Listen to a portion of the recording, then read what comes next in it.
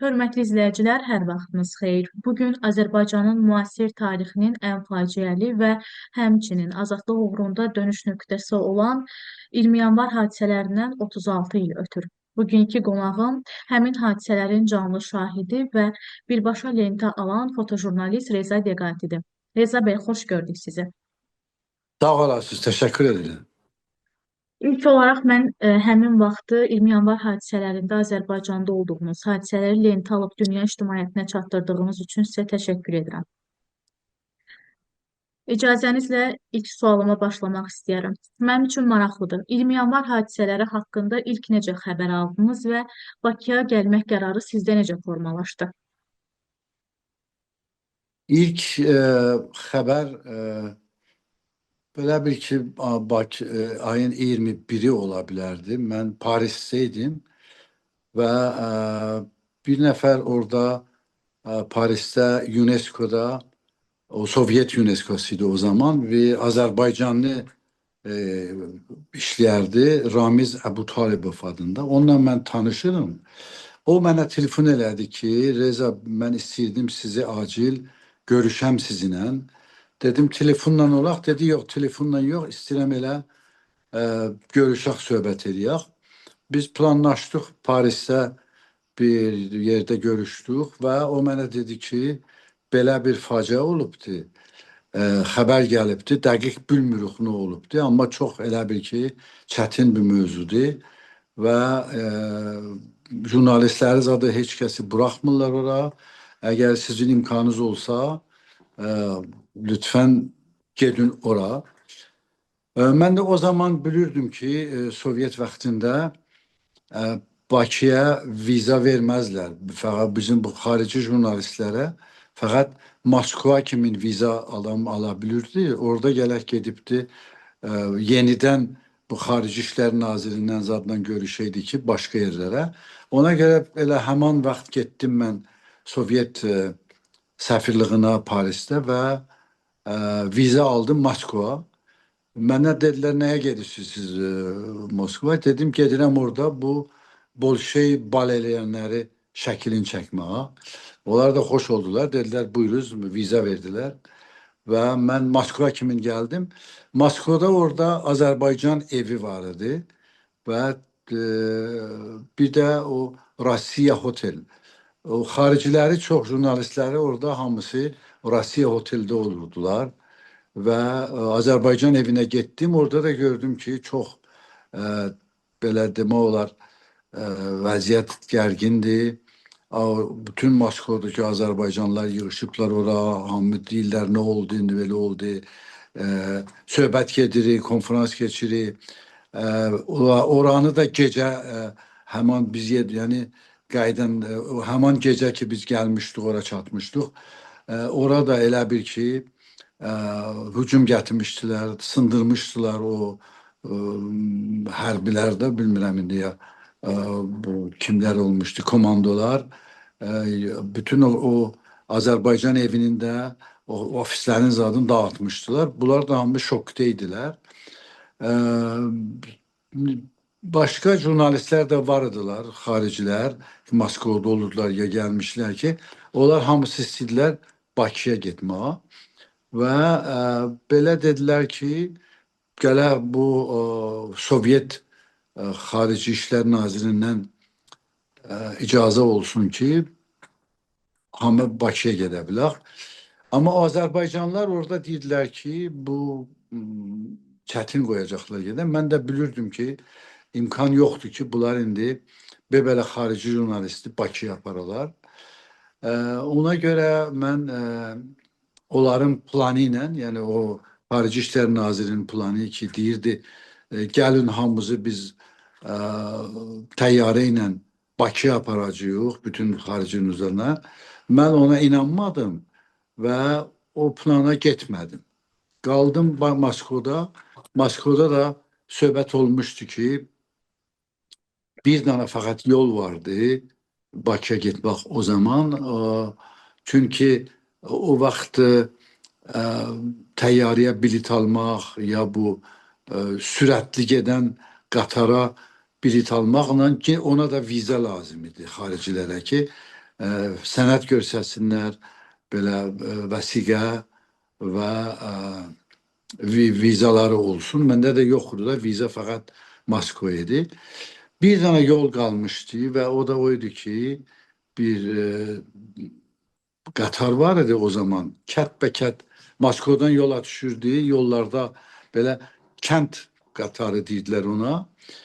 Çox sürətsiz və yavaş-yavaş gedirdi. Bakıya mən 48 saat ya 30 neçə saatdan sonra çatırdı Bakıya və orada dedilər ki, burada siz gizlənə bilsiniz. İmkan vardı ki, Bakıya çıxdılar. Və neçə dənə o Azərbaycanlı gənclər ki, o Azərbaycan evində vardılar. Onlar dedilər ki, biz sizi kömək eləyərik, dəstək eləyərik ki, gələk sizlə orada gizlənin və Bakıya kimin çatdırırıq sizi. Və belə oldu ki, mən və bir dostum var idi, Əhməd, o da Türkiyədən idi, kamerası var idi. İkimiz qatarda gizləndik və neçə saat, 30 neçə saat, 48 saatdan sonra biz Bakıya çatdıq. Orada da bizi qarşıladılar. Çox, nə demək olar, çox nağıl çox, hekayəsi çoxdur, amma belə də ki, bizi elə Azərbaycanlılar qarşıladılar orada, Bakıya çatdığında. Orada vağzaldan bizi çıxartdılar, gizlincə yenə də. Çünki vağzalda da bütün əskərlər durmuşdu, hərbi əskərlər, ruslar və hamı ki qatardan gəlirdi, onların yoxlayırdılar.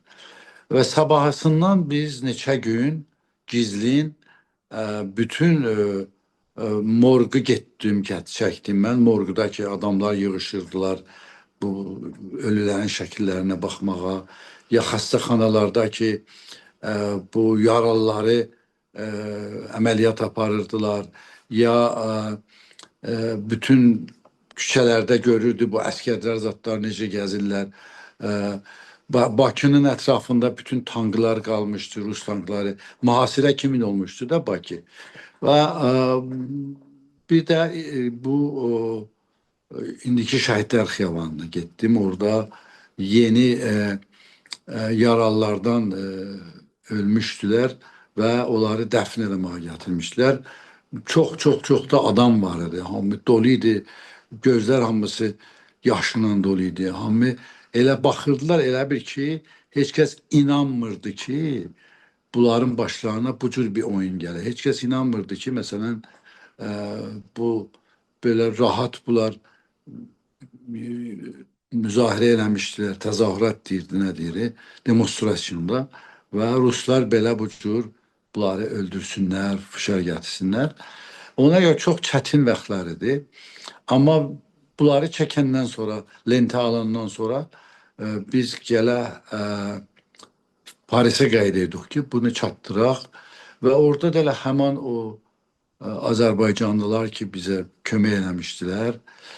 Onlar bilmirəm bizə bir vəsiqə hazırladılar ya başqa bir vəsiqə ilə bizə bilet aldılar ki, Bakıdan biz Moskvaya da bu qatarla qayıtmayaq, təyyarə ilə gedə bilək. O bizə bir 2-3 gün vaxtımızı nəcat verdi də, belə deyirəm. Ta biz Parisə çatdıq və Parisdə o fotolar, filmlər, zatlar dünyaya paylandı.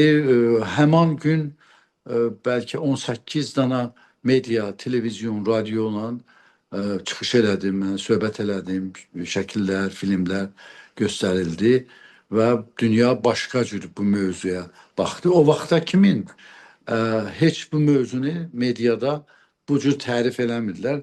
Mediada belə deyirdilər ki, Azərbaycanlılar erməniləri dağıdıblar, öldürüblər və ona görə belə bir hadisə olubdur ki, ermənilər ölüblər.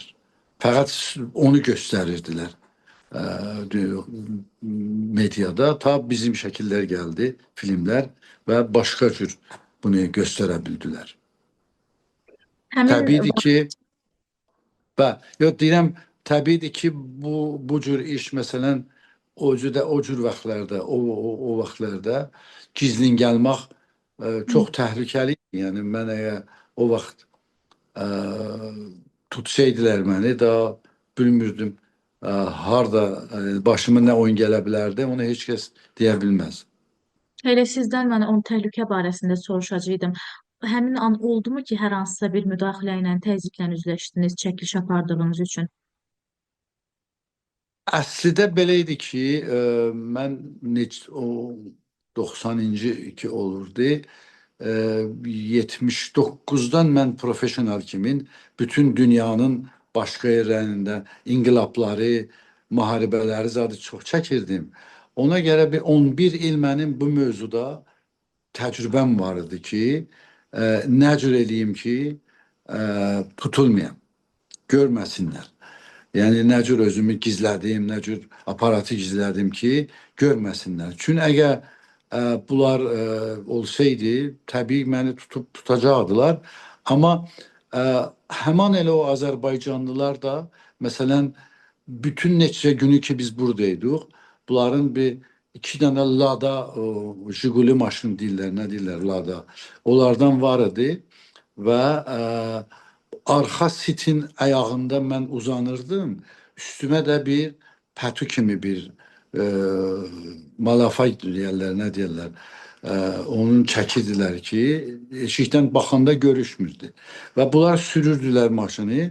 Özləri görə baxa-baxa birdən mənə dedilər ki, Rza bəy, bir tank var burada. Rza bəy, burada əskərlər vardı. Mən elə aparatı çıxardırdım o ladanın axirindən. Şəkili çəkirdim, yenə də belə o axırıncı sitdə belə qalırdım.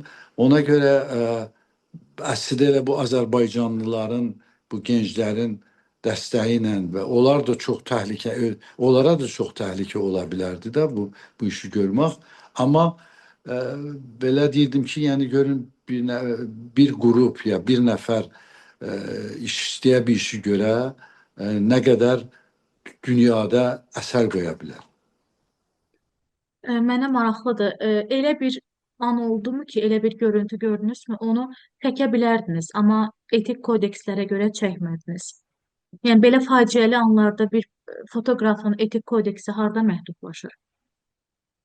O günləri Bakıda deyirsiniz ya bütün elə bir Bəli, yox, generali deyir. Bakıda həmin morglara girdiniz, xəstəxanalarda yaralı insanlar.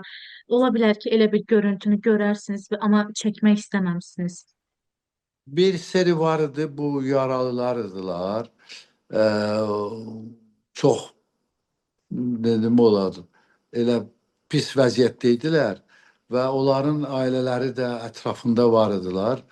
Ee, Mən ürəyimdən gəlmədi ki, onu çəkə biləm. Həm bilmirdim ki, o ailələr ki, yığışmışdılar. Çünki bizə demişdilər ki, elə o xəstəxananın içərisində o çox adamlar bu hökumətin nə deyirlər, o gizlinci polisi də belə onlardan vardılar otaqların içində və onu o cür yerlərdə özünüzü göstərməyin belə. Orada çox yaralılar vardı, çox pis vəziyyətdə idilər, başda üzləri zadı. Onları mən çəkə bilmədim, elə ona görə ki, bilmirdim ki, o otaqda indi və belə adam yığışıblar. Bunlar hamısı bunun ailəsidirlər ya bəlkə elə onlara qatışıq ola bilər ki, bu məmurlardan olsunlar.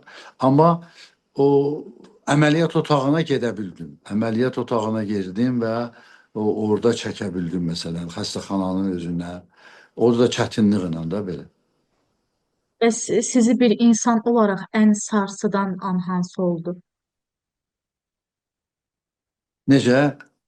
Sizi bir insan olaraq sarsıdan, pis təsir edən görüntü hansı oldu sizin üçün? Ən çətin vaxt ki, heç vaxt yadımdan çıxmır. Elə o şəhidlər xiyabanında idi. Taza bir gənc oğlan e, yaralı idi. Bu neçə gündən sonra e, belə vəfat eləmişdi və onu gətirib dəfn eləyəndə onun anası da var idi. Ee, Anası da oturmuştu elə o məzarın başının üstündə. Bu oxşama deyirik biz də bu Azərbaycan dilində.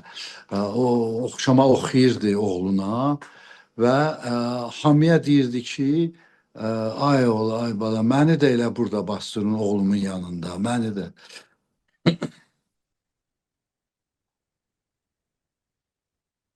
Bu an idi sizə ən çox təsir edən. Bəs e, çəkdiyiniz görüntülərdən hansı onu mənə göndərməyinizi istəyərəm hələ də sizdə qalıbsa və yaxud da mediada varsa ki, kadrlar içində ən çox sizə təsir edən şəkil odur, foto olaraq. Elə bu qadının şəkili ki, O, oturubdu orada. O çox mənə əsər qoyan şəkil idi və morqda da çox çətin idi. Morqda belə şəkillər var idi, adamlar ki, ölmüşdülər, belə üzləri zadı dağılmışdı. O da çox çətin vəziyyət idi. Hətta morqu da getməyə ə, yoxlayırdılar ki, kim getsin ora. Mən də o hamıdan vəsiqə istəyirlər. Mən amma bir cürluqla özümü ə, orada əskərlər vardılar, neçə dənə Rus əskərləri qapıda durmuşdular. Özümü çatdırdım oraya, belə aktor kimi ağlaya-ağlaya ki, dedim ki, mən belə nə deyirlər, ailəmdən bir nəfər itibdi, onu axtarıram. Çox ağlaya, özümü eləmişdim ağlamağa və aparatı da gizlətmişdim bu kotumun altındakı görməsinlər. Da getdim aşağıya orada. Orada gördüm elə bu şəkilləri, bir dənə şəkil çəkdim, çıxdım, getdim belə. sizcə bəs fəaliyyətiniz həmin dövrdə dünyanın Azərbaycanda baş verən bu faciəni anlamasına necə təsir göstərdi? Yəni, öz fəaliyyətinizi necə qiymətləndirirsiniz bu istiqamətdə? Mən nə cür qiymətləndirim? Mən sizə dedim də, bir zaman ki, bütün dünya mətbuatı Azərbaycana deyirdi ki, Azərbaycan erməniləri öldürürlər. Birdən dünya gördü ki, xeyr, burada başqa bir mövzu vardı və Azərbaycanlılardır ki, ölüblər, Azərbaycanlılardır ki, bu cür olublar. Yəni bu cür xəbəri dünyaya çatdırmaq, bilmirəm də indi buna heç qiymət qoymaq olmaz ki, məsələn, bu nə qədər əsər qoydu, olmadı. Bu həqiqəti çatdırmaq özü böyük bir mövzudur. Həqiqəti düz çatdırmaq qədimdən də indiyə kimi elə bütün nağıllarda, bütün meteorologiyalarda, hamısında, əfsanələrdə vardı ki, həqiqəti çatdırmaq ən yaxşı işdir dünyada. Bəs buna görə Azərbaycana qarşı olan ölkələr tərəfindən təzyiqə məruz qalmısınızmı? Çox, çox. Mən o vaxtdan bu mövzunu çatdırdım. Ondan sonra bu Qarabağ məsələsi ki başlandı. Bilirsiniz ki, Qarabağı da mən elə eyni o cür Xocalı məsələsini, Qarabağın müharibəsini, ondan sonra bu 1 milyon qaçqınların mən edim bir nəfər ki, illərlə dünyaya çatdırırdım və o mənə qarşı milyondan çox neçə milyon o tərəfdən ermənilər Fransada, Amerikada bir nəfər Azərbaycanlı fotoqraf orada milyonlarla diaspora zəngin adamlardılar onlar. Cibləri dolu, media əllərində. Mən də bir dənə tək adam özüm bu. Amma deyirəm də həqiqəti çox təzyiq ilə, həm maliyyə təzyiqi ilə, həm belə işlərimin qabağını almağa gedir, hələ də gedir indi. Amma insan, mən demişəm də, az yaşa, azad yaşa. Biz uşaqlıqdan həmişə belə demişdilər ki, az yaşa, azad yaşa və həqiqəti həmişə çatdır. Hətta əgər sənin ömrüvü ya maliyyəsidir, ya belə təzyiq hər nə mənə olsa, o olsun, əslində həqiqəti çatdırmaqdır dünyaya. Son olaraq artıq 36 il keçməsinə baxmayaraq bu gün həmin tarix yadınıza düşəndə, nəzər salanda necə xatırlayırsınız bu hadisələri? Necə təsvir edərsiniz? Mən çox özümü xoşbəxt hiss edirəm ki, ömrüm çatdı ki, görəm ki, dünyada zülm qalmayıbdı. Ki görəm ki, bir millət ki, bir demək olar, e, torpağı işğal olubdu, torpağını yeni öz əlinə çatdırır. Və bunu görmək ki, bir millət ki, belə bu faciə, bunu 30 il, 30 ildən çox faciə ilə yaşadı, çox çətin şəraitdə yaşadılar. Çox belə həm iki cür zülm olurdu da bu millətə. Biri zülmüdür ki, torpağın əlindən almışdılar və bunu qaçqın salmışdılar. O birisi zülmüdə ki, o da elə o cür çətindir ki, dünya bunu e, başqa yalancı baxıb, yalan baxırdı bu mövzuya. Yəni hekayəti yalan dünyaya deyirdilər ki, bunlar aqressivdilər, bunlar erməniləri öldürüblər, bunlar o ermənilərin torpağını alıblar və xoşbəxt ona görə deyirəm ki, bu mövzuda ki, həm dünyaya həqiqəti çatdırmağa mən əlim var idi və həm də gördüm bu, ömrüm oldu bu ki, gözümlə gördüm, yaşadım ki, bu insanlar necə bu evlərinə qayıdırlar, torpaqlarına qayıdırlar və öz həqlərini yenidən əllərinə alıblar. Bu tarixdə bəlkə 200 ildir ki, tarixdə bu cür bir zat olmamışdı və ona görə çox belə tarix mühüm, böyük bir məsələdir. Hətta mən deyirəm, bu tarixdə yazılacaqdı bu mövzu. İndi çox hamı istidir, dəqiq bilmirlər ki, nə qədər bu iş ki olubdu Azərbaycanda, çox əhəmiyyətli bir işdir. Doğrudan deyirəm, bunu hamı hələ çox istidir, hələ bilmirlər hamı ki, tarixə baxanda mən də bilirəm 50 il, 100 ildən bundan sonra nə cür tarixdə bu cür yazacaqlar Azərbaycanın haqqında bu günlərini.